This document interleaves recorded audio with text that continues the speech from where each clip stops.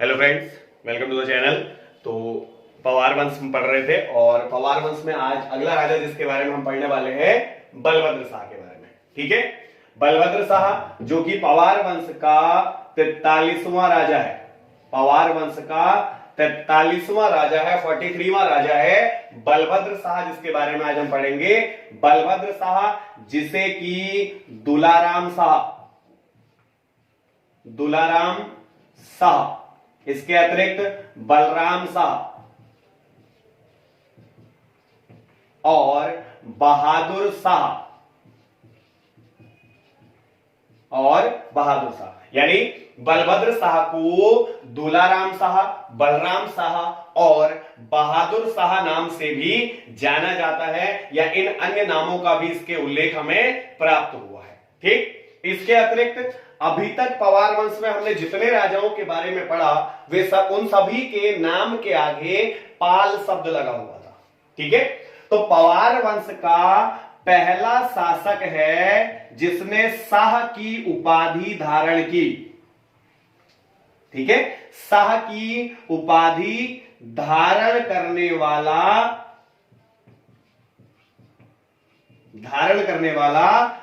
पहला पवार राजा है।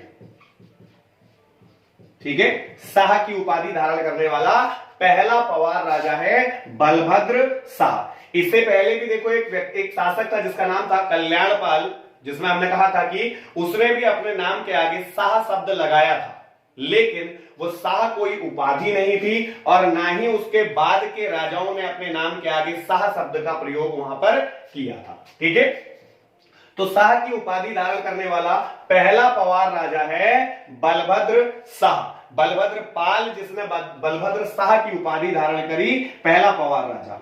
और इसके बाद के सभी राजाओं ने शाह की उपाधि धारण करी और इन्हें शाह की उपाधि दी थी दिल्ली के किसी शासक बहादुर खां लोदी ने। ठीक है, दिल्ली में कोई बहादुर खां लोदी नाम का कोई शासक था जिसने पवारों को शाह की उपाधि प्रदान की थी, बलभद्र शाह को शाह की उपाधि प्रदान की थी। ठीक है, और इसके बाद के सभी राजा अपने नाम के आगे शाह उपाधि का प्रयोग करेंगे, शाह लिखेंगे। ठीक है, इसके अतिरिक्त भक्त दर्शन के अनुसार यदि देखा जाए तो बलभद्र शाह को या पवारों को शाह की उपाधि औरंगजेब ने दी थी।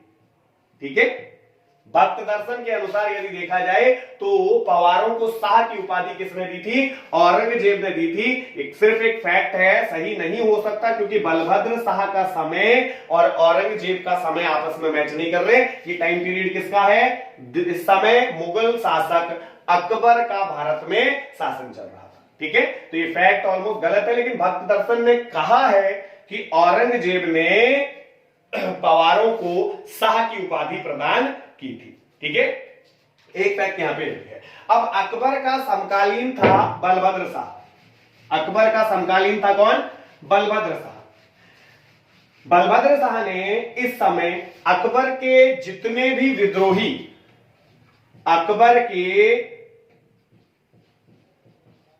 विद्रोहियों को जो तराई क्षेत्र में छिपे थे।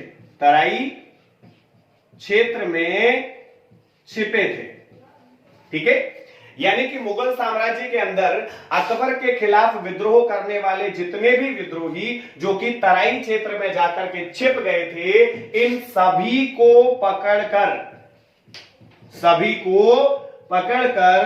किसके सामने? अकबर के सामने प्रस्तुत किया।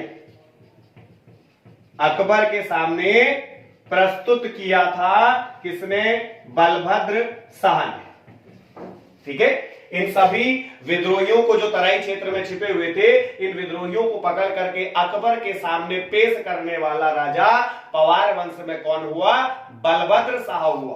ठीक है, और इसके बाद जब अकबर के विद्रोहियों को पकड़कर अकबर के सामने बलभद्र शाह ने प्रस्तुत किया तो पवार व मुगलों के बीच, पवार राजा और मुगल राजाओं के बीच, पवारों और मुगलों के बीच राजदूत भेजने की प्रथा, राजदूत भेजने की प्रथा शुरू हुई। ठीक है, तो मुगलों और पवारों के बीच राजदूत भेजने की जो प्रथा है वो किसके समय में शुरू हुई है? बलभद्र शाह के समय में शुरू हुई, जब इसने अकबर के विद्रोहियों को पकड़ करके किसके सामने? अकबर के सामने प्रस्तुत किया था। ठीक है, बलभद्र शाह जिसका उल्लेख अकबर नामा में बलभद्र शाह का उल्लेख है। किसमें? अकबर नामा जो है उसमें बलभद्र शाह का उल्लेख किया गया है, बलभद्र शाह का उल्लेख उसमें है। और अकबर नामा में इसे राम शाह नाम से संबोधित किया गया है। बलभद्र शाह को अकबर नामा में क्या कहा गया है? राम शाह बलभद्र शाह को अकबर नामा में कहा गया है। ठीक हो गया। इसके अतिरिक्त बलभद्र शाह के समय में 1581 में एक युद्ध हुआ था। बलभद्र शाह के समय में 1581 में एक युद्ध हुआ था। राजा रुद्रचंद और बलभद्र शाह के बीच एक युद्ध हुआ था। कौन सा? ग्वालदम का युद्ध। ग्वालदम का युद्ध 1581 रुद्रचंद और बलभद्र शाह के बीच में यह युद्ध हुआ था। और इसी युद्ध में हमने कुमाऊं के इतिहास में पढ़ा था कि पुरुषोत्तम पंत जो कि रुद्रचंद का सेनापति था, वो इस ग्वालदम के युद्ध में मारा गया था। ठीक है, तो बलभद्र शाह और कुमाऊं के चंद राजा रुद्रचंद के बीच में ग्वालदम का युद्ध हुआ, जिस युद्ध में रुद्रचंद का सेनापति पुरुषोत्तम पंत मारा गया था। पुरुषोत्तम पंत जिसे कि पुरखू पंत के नाम से भी जाना जाता है। ठीक है, और आगे चलकर कवि देवराय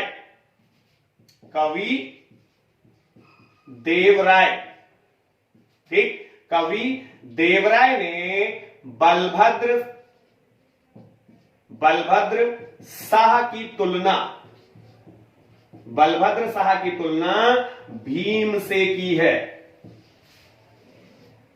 कवि देवराय ने बलभद्र शाह की तुलना किससे की है? भीम के साथ बलभद्र शाह की तुलना की गई है कवि देवराय के द्वारा अपनी रचनाओं में। ठीक है, तो बलभद्र शाह पवार वंश का 43वां राजा, 43वां राजा जिसने शाह की उपाधि धारण की, और पवार वंश का पहला राजा है जिसने शाह की उपाधि धारण की है। इसी के समय में मुगलों और पवारों के बीच राजदूत भेजने की प्रथा प्रारंभ हुई थी, क्योंकि इसने अकबर के विद्रोहियों को पकड़कर अकबर के सामने प्रस्तुत किया था। ठीक, इसके अतिरिक्त एक महत्वपूर्ण युद्ध ग्वालदम का युद्ध इसने रुद्रचंद के साथ लड़ा था, जिस युद्ध में पुरुषोत्तम पंत यानी रुद्रचंद के सेनापति की मृत्यु हो गई थी।